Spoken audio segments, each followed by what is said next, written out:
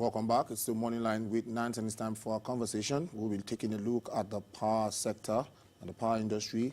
How did that sector fare in 2018 and projections? We see the outlook for 2019. We have our guest joining us this morning to look at these issues. He is an expert in the sector. We're talking about Kalu Ukoha. Kalu Ukoha, welcome to the program. Thank you for inviting me. All right, welcome to the program once again, and Happy New Year to you. Same to you. Just like we were saying before we came on, just yesterday we had a manufacturer on the program, Razak Okulaja. He was telling us of how power in for him became better towards the end of 2018, although he had to pay through his nose to be able to get power in his industry to make the industry function optimally. How did we do in terms of reviewing power sector in 2018? So I think that, generally speaking, if you looked at 2018, I'm sorry to disappoint you because we just recorded minimal improvements. Yes. The evidence out there would show that whereas our generation capacity continued to go up, utilization was still below 50%. And so you find that the third quarter NEC report, which was published recently, showed that even generation decreased towards the end of the third quarter. Yes. And that's very worrisome considering. So if you take two steps back and recall that in November in 2013, government had handed over the assets to the private sector. Sure. And the private sector had made certain commitments on how to improve the sector, improve the facilities, and make customers a lot better.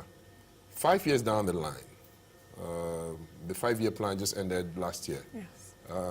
Along all the metrics for measuring performance, I think that it's been very worrisome, and so you hope that this year would see some consensus around trying to get back on the issues. You find that last year we had talked about the World Bank's power sector recovery program, which tried to dimension the issues and set out very clear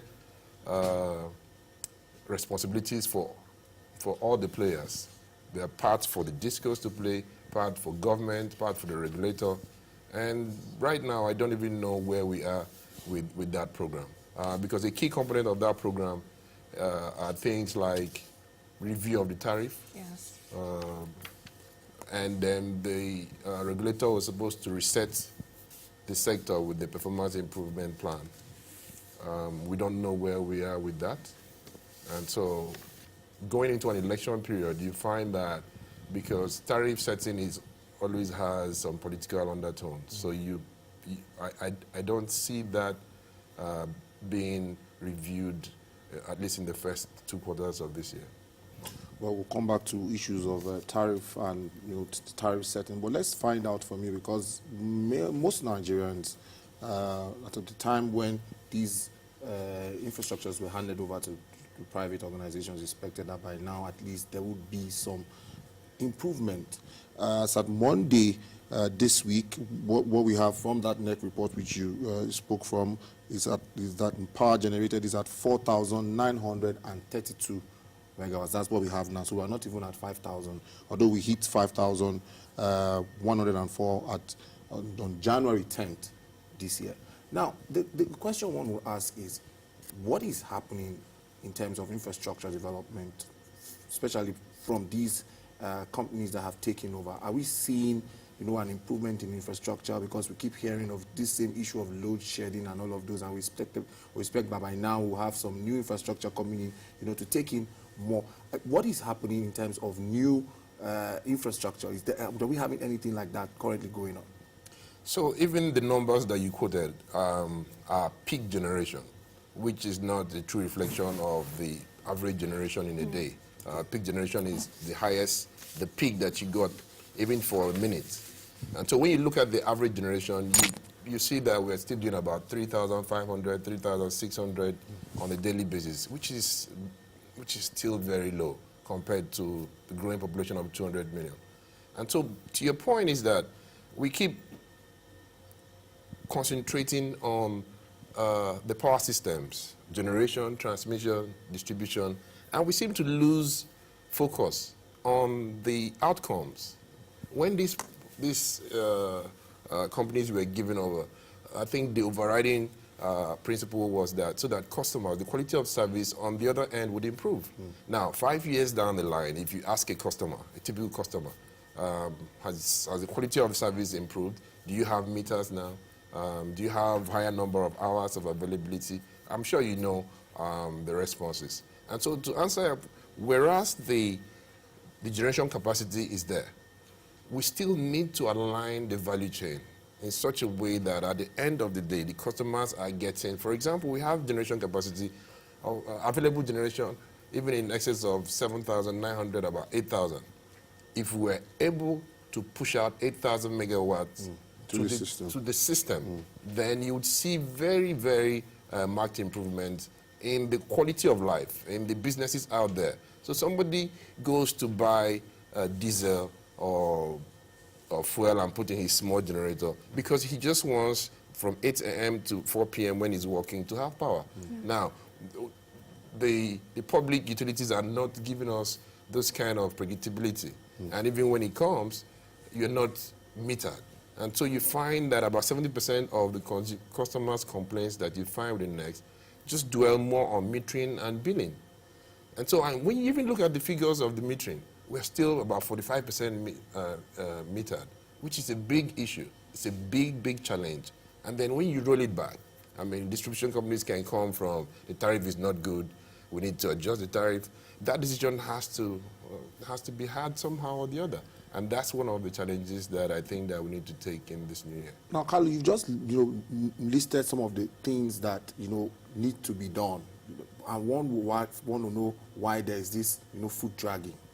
Is it that it's because the tariffs, there has not been a tariff review, and the discos feel that if they go about metering, they won't get back value, so to say, or what exactly is the issue? Because with the metering, you expect more efficiency, and then you can also check what you're giving out to ensure that what you're giving out is also paid for, and you get back this, because we also saw that the remittances dropped to 27.5% in third quarter, by about 108.4 billion, and that's much. That's pressure on NBET. So what is the issue? Because most Nigerians want these meters and they don't have it, but yet they get power, but that's now off what you can't control as a customer. So the distribution companies, the main reason why they were even handed over to them was their commitment to reduce the losses in the system, which is the ATC&C loss profile, collection losses, technical losses, and all that, and which included things like metering and changing obsolete equipment. But over time, your guess is as good as mine. Those improvements, we've not seen those improvements. And metering is one of the issues that has been a big challenge. Now, the discourse will say that the tariff is not cost reflective, so I'm not able to do some of the things that you're asking me to do, and which made the regulator go from CAPME, now they have gone to MAP, which is the meter asset provider regulation, which is yet to kick up. So we expect that some of us have some reservations about the workability or the efficacy of the MAP, but we hope that when it rolls out, we can see some very rapid metering process, because I mean it's an issue of fairness. You want to know exactly how much power that you consume, so that you can pay a fair amount, fair price for it. And so it's a big challenge. But and like you rightly said, I mean the issue is, for me and for some of us in the sector, is about leadership.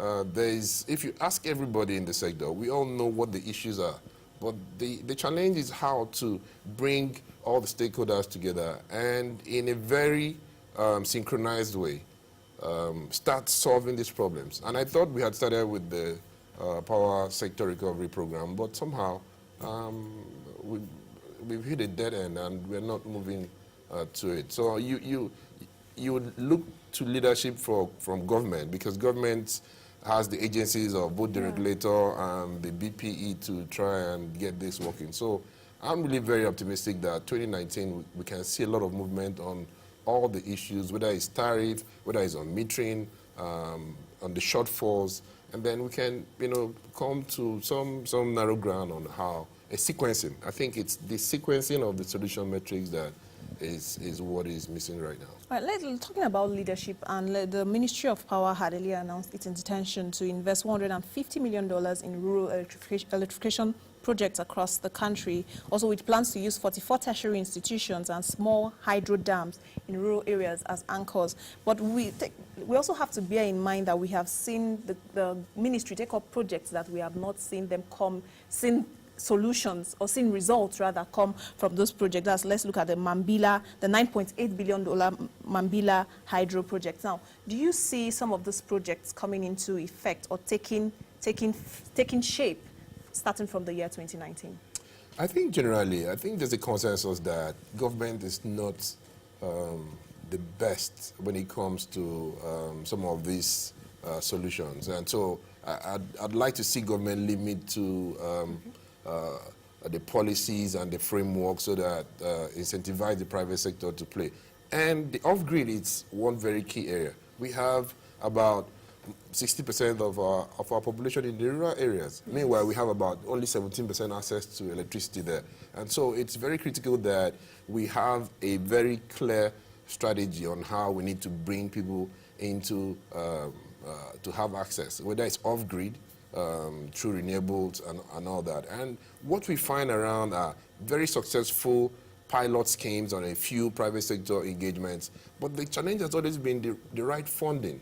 And so you find those are the ones that are successful have been done mostly by grants from European Union or some of the international funding agencies.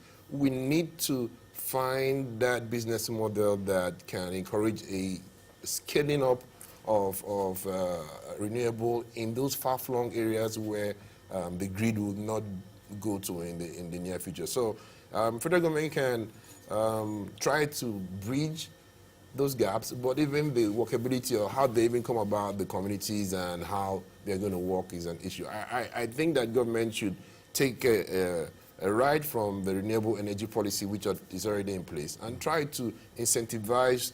And I'm sure the Rural Development Agency is doing something along the line. Try to incentivize the private sector, because the issue of capital, cost of capital, and the acquisition cost for consumers is if you compare renewable energy and say the little generator that a little businessman gets, he can just go to the filling station, buy some fuel, and when he starts his generator, he knows it's going to last for 6 hours. Yes. Now, if anything happens to his generator, he knows who to call to come and fix it. Now, if you move to the renewable energy, the acquisition cost of the PVs and the batteries that you need to change every other 18 months, and it's very huge. And there again, when there are issues of maintenance and all that, you really don't have people you can call. And so these are some of the issues along the supply chain of renewable energy that we need to work on. And hopefully would like to see more of that in this year.